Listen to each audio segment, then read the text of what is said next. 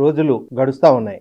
June 4 కోసం ఎదురు చూసే మనుషులు నిరీక్షణలు ఫలించే సమయం దగ్గర పడింది. కాలాన్ని లెక్కేసుకుంటూ కూర్చునే కంటే రెగ్యులర్గా ఎవరి పనిలో వాళ్ళు నిమగ్నం అయితే కాగల కార్యాన్ని గంధర్వులే తీరుస్తారు. రావాల్సిన కాలం వస్తుంది. ఎదురు చూసిన ఫలితాలు అందరూ అనుకున్నట్టే జరుగుతాయి. అయితే ఈ మొత్తం ఎపిసోడ్లో మొత్తం ఎన్నికల ప్రక్రియ పూర్తయ్యాక అందరికీ ఒక క్లారిటీ వచ్చింది.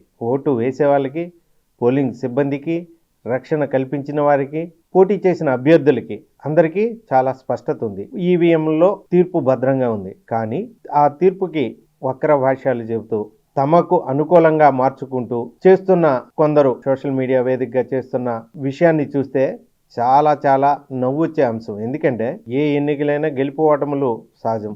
ఇద్దరు పోటీ చేస్తే ఒకరు గెలుస్తారు, ఒకరు ఓడిపోతారు. రెండు పార్టీల్లో ఒకటి అధికారంలోకి వస్తుంది, ఒకటి ప్రతిపక్షానికి పోతుంది. సిద్ధంగా ఉండాలి. గెలుపు వచ్చినప్పుడు ఎంత ఆనందిస్తారో, ఓటమి ఎదురైతే ప్రతిపక్ష పాత్ర పోషించేందుకు సిద్ధంగా ఉండాలి. కానీ పోలింగ్ అయిన రోజు నుంచి కౌంటింగ్ మధ్యలో ప్రతిరోజు ప్రతి క్షణం తమ అనుకూల సోషల్ మీడియా ఛానళ్ళు, యూట్యూబ్లో చేస్తున్న తప్పుడు విశ్లేషణలు అని ఎందుకు అంటున్నానంటే, శ్రీకాకుళం ఒక బోర్డు, ఒక వైట్ బోర్డు, ఓ మార్కరు, 2 చెవుల నిండా తలపైన ఉండాల్సిన శిరోజాలన్నీ 2 చెవుల నిండా ఉంటున్న ఓ ముదురు విశ్లేషకుడు. ఆ విశ్లేషకుడు గట్టిగా పిలిస్తే ఆ చెవుల్లో వెంట్రుకలు దట్టంగా ఈ రెల్లు గడ్డి బలిసినట్టు బలవడం వల్ల ఆయనకు వినిపించదు. ఆయన ఎదురుగా ఉంటాడు, యాంకర్ ఉంటుంది. అదే బోర్డు యాంకర్ మారుతుంది, ఎదురున్న ముదురు విశ్లేషకుడు మారుతాడు. నెంబర్లు మాత్రం అవే. శ్రీకాకుళం 10 సీట్లు ఇటు రాస్తాడు. ఉమ్మడి శ్రీకాకుళం 10 సీట్లు, వైసీపీకి 8, 2 కూటమి. చాలా సింపుల్గా రాస్తాడు. ఈయన అయిపోతాడు. ఇంకొకడు వస్తాడు. ఇంకొకడు కూడా సేమ్ యాంకర్ మారుతుంది, ఛానల్ పేరు మారుతుంది, యూట్యూబ్ ఛానల్ పేరు, సేమ్ బోర్డు, సేమ్ లెక్కలు. ఈ లెక్కలు ఎందుకు వేసుకోవాల్సి వస్తుంది? వాస్తవం ఏంటి?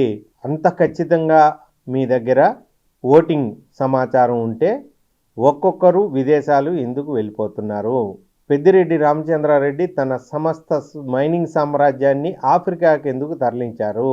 వల్లభనేని వంశీ అమెరికాలో సెటిల్ అయ్యే ప్రయత్నాలు ఎందుకు చేస్తున్నారు? శ్రీకాకుళం నుంచి చిత్తూరు వరకు మొత్తం 175 నియోజకవర్గాల వైసీపీ అభ్యర్థులు ఏ ఒక్కరి ముఖంలో కళాకాంతి ఎందుకు లేదు? పోలింగ్ మేనేజ్మెంట్లో పోలీసులు ఏకపక్షంగా వ్యవహరించారనే ఆరోపణలు ఎందుకు చేస్తున్నారు? ఇవన్నీ పరిగణలోకి తీసుకుంటే తీర్పు ఏంటనేది చాలా సుస్పష్టంగా ఉంది. ఎందుకుంది? జగన్మోహన్ రెడ్డి నుంచే తీసుకుందాం, ఆయన ఇంటి నుంచి తీసుకుందాం. 2019 ఎన్నికల్లో అమ్మ, చెల్లి, బాబాయ్ కూతురు అంతా ఆయనతో ఉన్నారు. ఎన్నికలు ముగిసే ముందే బాబాయ్ చనిపోయారు. బాబాయ్ కూతురు ఆయనతోనే జర్నీ చేసింది. కానీ ఈరోజు చూస్తే ఆయనే తన తండ్రి హత్య కేసు నిందితుడు అంటూ ఆరోపిస్తూ బాబాయ్ కూతురు, చెల్లెలు, బావ, తల్లి మొత్తం సెపరేట్గా పనిచేస్తున్నారు. ఇంటి నుండి ప్రారంభమైన ఈ తిరుగుబాటు నియోజకవర్గంలో ఉంది, జిల్లాలో ఉంది, రాష్ట్రంలో ఉంది. ప్రతి ఇంటిని, ప్రతి మనిషిని బాధితుడిగా అందరికీ సంక్షేమం చేర్చాము. ప్రతి ఇంట్లో నా ఫోటో ఉండాలంటే ఆ ఫోటోని చూసి తిట్టుకోవడానిక? ప్రతి ఇల్లు బాధితుడే, ప్రతి మనిషి బాధితుడే. ప్రతి వ్యవస్థలో కనిపించకుండానే చొరబడి అక్కడ మొనోపొలీని స్టార్ట్ చేశారు. ఈ మొనోపొలీతో బాధపడని, నష్టపోని కుటుంబం లేదు. ఈ పరిస్థితుల్లో వైసీపీ ఎలా గెలుస్తుంది? సింగిల్గా వచ్చింది, కరెక్టే.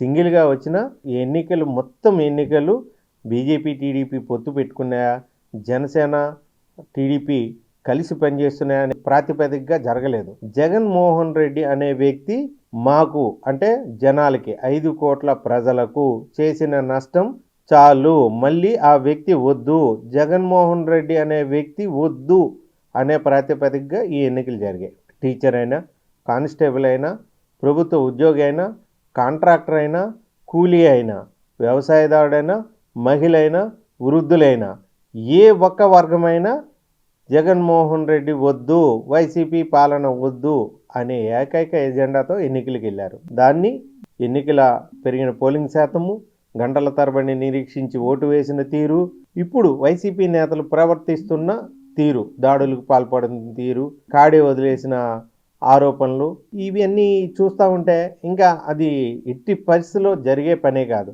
కౌంటింగ్ వరకు తమ కేడర్ని, తమ లీడర్ని నిలబెట్టేందుకు చేస్తున్న ఈ గారడీ లెక్కలు, అదే గారడీ లెక్కలు ఉంటాయి కదా, 3 ముక్కలు అట ఇక్కడ ఇక్కడ పెట్టి ఇక్కడ 9 ఉంది చూసి అదే ఈ బోర్డు మీద వేసే లెక్కలతో నమ్మించి భ్రమల్లో ఉంచే ప్రయత్నం అని మాత్రం క్లియర్గా తెలుస్తుంది.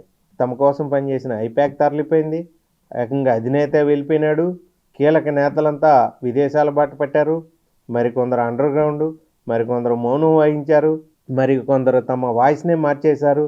ఇటువంటి పరిస్థితుల్లో ముఖ్యంగా ఆంధ్రప్రదేశ్ ప్రజలు గుర్తుంచుకోవాల్సిన అంశం ఏంటంటే, ఒక ఛాన్స్ ముగిసిపోయిన తర్వాత ఆ అధికారం అంతమైపోయింది, మళ్ళీ రాదు. ఈ పరిస్థితుల్లో వాళ్ళు రెచ్చగొట్టారనో, వాళ్ళు మళ్ళీ వస్తున్నారని భ్రమలు కల్పించారనో అరాచకాలకి పాల్పడితే జీవితాలు నాశనం అయిపోతాయి.